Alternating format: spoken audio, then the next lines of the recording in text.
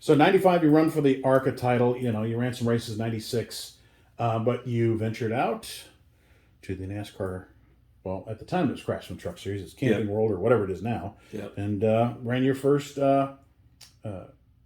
Craftsman Truck Series race in Milwaukee. Here you are with, Tom and yourself with the 73. Yep. You just decide, you know what? Time. Did the 95 season kind of precipitate that? You know, what you dealt with? Okay, I've done a lot in ARCA. What more can I do? Well, yeah, I failed. Oh, well, right. No, I think it was I think it was Tom and Arnie both talked me into doing the truck thing. You know, me and Mike, we're still in South Carolina then, and so we decided we are going to build a couple of trucks and go do the truck deal. So our first race, we go to Homestead. Yeah, we went to Homestead, and this was the old track because it's like Indy. So back then, Yeah, flat. Yep. we were actually pretty fast, and so I go out to qualify, and they had late models there with us.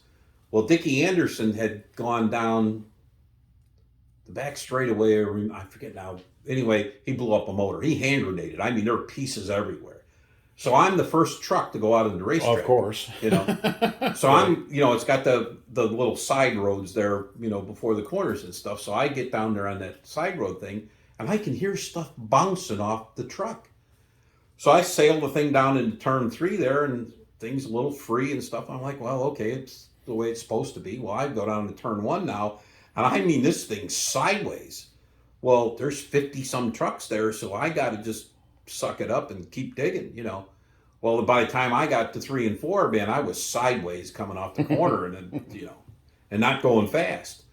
So I came down pit road, and the right rear tire's flat. Oh, wow. So we go back to our pits and stuff, and we jack it up, and they pull the tire off. And look, you can see the way the tire's cut.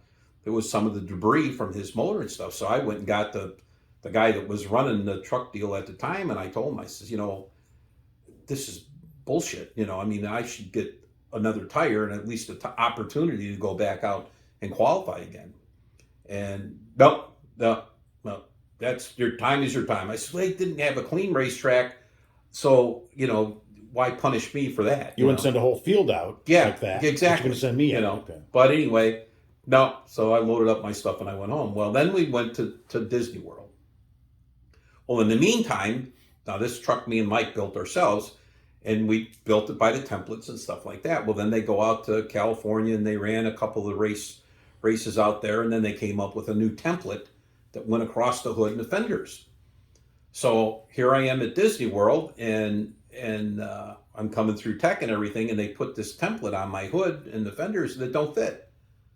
So I'm like, well, okay, what do you want me to do? I mean, it missed by a ton. And the guy that was running it, his name was Jim, and the guy at the time says, don't worry about it. I know you can't fix nothing with it. You weren't out in California, so you don't know about this template, but have it fixed by the next race. Okay. So we come through the line, we practice, we come through the line to qualify, and we come through the deal again, and they put that template back on the hood. And I'm like, what are you doing? You were supposed to fix this and this, that, and the other thing. I looked at him, I says, you told me I could fix it by the next race. I never said that to you.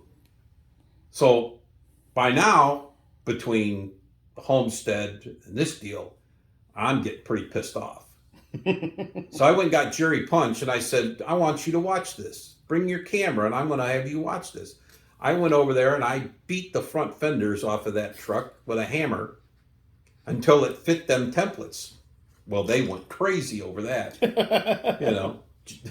TV loved it. I'm sure. So anyway, we went I can't remember exactly what happened, but we didn't make the race. I think it was because I didn't get through tech and stuff, and then Bob showing his butt again, beating on the fenders with a hammer. So then we went to IRP. No, we went to New Hampshire. And we went to New Hampshire and we ran okay, not as good as I would like. Yep, shows you finishing there. Yep, we finished there. And then I think after that we went to IRP and we didn't make the race. Maybe it was Milwaukee first. I don't know. But one of them we went to. And I know what it was. We went to Milwaukee. So we went to Milwaukee, and all the time I'm hearing that you got to pick a wheel. You had to pick a Bassett wheel or somebody's wheels because you could only have one stem in it for short tracks and then the two stems for when you had liners and stuff like that. So here I am in Milwaukee now.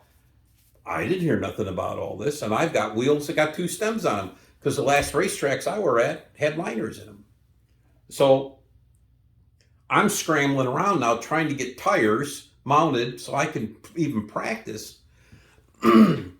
So anyway, long story short, I've had enough of the truck series. They can kiss my ass. Yeah, and I told them 2 or that. 3 races you actually started or whatever. Yeah. Wow. And we had 3 new trucks. And wow. We had motors and all. I mean, we already spent a lot of money so we could do the truck deal. Well, hey, Arnie, you talked me into it. Yeah. So I piled up all my equipment on the back of that truck and drove it out of IRP. And Wayne Otten was the guy that was in charge of it then. And well, we'll see you at the next one, Bob. I said, no, I'm done. I will not come to another truck where you can't pay me enough money. You guys don't have a clue what you want anybody to do. And they, and it was a new series and, there was stuff that was changed, but because I didn't run every race, I wasn't in the end there and I wasn't getting the phone calls or whatever. Or the faxes or whatever. Yeah. So that was my truck deal. Short-lived, but the biggest thing is that I didn't know enough about the trucks and what they needed to race and stuff like that. So we struggled with setups and, they had 1.5-inch drop trucks then and all kinds of crazy stuff. So we just missed that one by a mile. So that leads us to the USAR Hooters Pro Cup Series, which is on the screen now. Yeah. Yep. So, and it looked like you were splitting your time between them and ARCA. And so, 98 you run, the Brickyard there. Tried to run the Brickyard for the Saddlers again. Yep. But the Hooters Pro Cup Series, you had some decent runs there. We did. We ran good at Lakeland, Mobile, Milwaukee, a number of the tracks we went to. But every time I would run a Hooters Pro Cup race, I was putting noses on the car, tails on the car, you name it. I mean, it was just, and it wasn't necessarily the hard racing with the other guys. It was the people that would get in your way. You try and lap them or try and get by them and they would run into you and stuff like that. So I think the straw that broke the camel's back, if you will, was I went to Lakeland, sat on the pole, led the race, got taken out by a lap car. I'm like, really, guys? Come on. So then I decided, I'm like a gypsy, I guess. I moved around. So I'm like, I'm not doing this Hooters Pro Cup thing anymore. So let's go. ARCA had a race at Memphis. That's the next picture on the screen there. So we go to Memphis. And what kind of sealed the deal there for not going back to the Pro Cup thing anymore was I went to Memphis. I won the race at Memphis. I went to Pocono, sat on the pole there, almost won the race. Motor blew up and didn't get a mark on the car. So that's when I decided, you know what? I'd rather come and race with these guys because I don't tear up my crap every time we race. And I'll just leave the Hooters Pro Cup thing alone. So we went to Memphis and we won the race at Memphis. And then you're back in ARCA, for 99. And then we're into 2000 again, and you had some, 99 didn't appear to be that great of a season. Okay, but Memphis ended up being your last ARCA win. Yep. And then 2000, and that's it for about 8 years. What happened? The next shot on the screen is you, with the headset on, watching whoever was driving for you. Probably Stuart Kirby. Okay. Yeah, what happened? We went to Atlanta to test, and it was a new racetrack then, and I'm out on the racetrack, and I'm like, there's something wrong here. It just, and it not come to find out, but figured out that I couldn't hold my head up anymore. I mean, I would just go into the corners and just my head would flop over like a chicken. So I got out of the car. Sorry to laugh. I know. We're laughing now, but I'm sure at the time it was not funny at all. I had hurt. See, what was going on was I had hurt my neck so many times that I would go race, and then I would come home and I would go to the chiropractor for 2 or 3 days, and he would work on my neck, and then I would go race again, and I would come home. So between all the adjustments, working on my neck, and the pain was probably the biggest thing. It wasn't fun no more. I remember you in the mid to late 90s talking about it. Yeah, it just, I'd hurt my neck at, Ontario, California when I got in a crash there, and then at Indy, at the Brickyard, and then at Dover, and then I think the last one was like I crashed at IRP, and my head went up underneath the headrest. I thought I broke my neck, so I figured I've had enough. I can't. I'd like to grow old someday. Yeah. Yeah. So I figured, what, I'm going to get into this driver development thing, which, it worked out pretty good. I mean, I'm the guy that probably started the whole thing in the beginning, because I think I rented my car. My first customer was Jeff McClure. Okay. Yeah. At Atlanta. Yeah. And he ran good in the car and stuff. I think that was 91 maybe or something. He ran good in the car, and, brought it home in one piece, and, we made some good money on it and stuff. So I told Patty, I said, well, maybe this is something we should look at. So then I had Stuart Kirby, and Stuart really, let's go back to the race at Atlanta. When I got out of the car, I put Damon Lusk in the car, and we should have won the race. We had the race won, and we had, people that changed tires and stuff for us. He had problems with his gun and stuff, and so anyway, we wound up, I don't know, 3rd, 4th, 5th, something like that. We didn't win, which I thought we could have. But anyway, then I got Stuart Kirby. Well, then we went to Daytona with Stuart, and he was fast. We ran good. I think he finished 3rd or something. And then I took him to Pocono, and heck, he broke my track record at Pocono. Get out of the car. Yeah. So he really did good. And, then he, went to Jimmy Spencer's our Bush team then. And then he went Cup, I had a deal for Cup racing, and I brought him along with that. But then the ARCA stuff, we had Deborah Renshaw driving the car.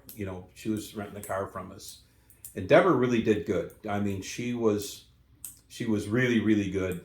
And then, she decided she wanted to go truck racing, which, and she did okay in the trucks, but I think she probably needed some more time in the ARCA thing. And if she would have spent maybe another 10 or 12 races in the ARCA thing, I think, that would have given her more confidence, and not that she was lacking in confidence at all, but I'm experienced probably to where she could go. The trucks are a whole different animal to drive, even though as we just covered. Yeah, but even they were progressively getting better, even after I got out of them, but they're still a different thing to drive, So she went and did trucks, and then I had Christy Passmore after that, and Christy did good. I mean, we sat on poles with her, and man, we came close so many times to winning. Gateway, we were right there. The Nashville Super Speedway, we were really close to winning there, and we just had some good finishes and stuff with her. So Now the next shot on the screen here. Now, this is a young man that you and I both talked quite a bit about that we really miss. Now, that wasn't your car, but that was your number. Maybe talk about Blaze Alexander a little bit. Blaze was, he was probably the closest I had to son racing and stuff. And, he would use my, per point stuff because we ran some races and stuff like that too. But it was fun racing with him. At that time, I was renting his building from him and stuff. And, I would take Stuart somewhere and we would, out fuel mileage him. And if I remember right, there was one race that I think Blaze was going to win. And I didn't keep him on the racetrack, but because I kept Stuart out there, he stayed out there, and then he wound up not winning the race because he ran out of gas. So he was mad at me for that. But we always would cut up and carry on. But Blaze was really, really, and the sad thing about it was Blaze was just getting into his own. I mean, he was going to be somebody to reckon with. I'd say superstar. Yeah, without a doubt. I mean, and I'm sure I'm a little partial, but well, Jimmy Johnson said the same thing. He said they were two pals, Yep. I mean, Blaze was on his way, and he had the personality, he had the looks, he had the talent, and he could drive. I mean, I don't even remember who his crew chief was, but somebody come up to me at Pocono and said, "Hey, can this kid go out and follow you around at Pocono, just so he can get an idea how to get around the place?" Well, the next thing I know, he's damn near in my trunk. I'm like, "Where is this kid going?" And I think, if I remember right, I think he even out-qualified me that day at Pocono. I mean, I showed him too good. Yeah, I think I went on to win the race, but I mean, darn, kid. So, him and I became pretty close and stuff. And, that was a killer. I mean, a killer, God. I mean, when he died and stuff in that crash, it was terrible. Because, see, we were at Charlotte, and I had Stuart there. And, and we were higher than high because, here we are. We took Stuart to a cup race. We qualified 24th for the cup race there, and Blaze was going to win the ARCA race. So, I mean, I'm on top of my truck. We're cheering and carrying on, and then he gets crashed, so it's the highest of the highs and lowest of the lows,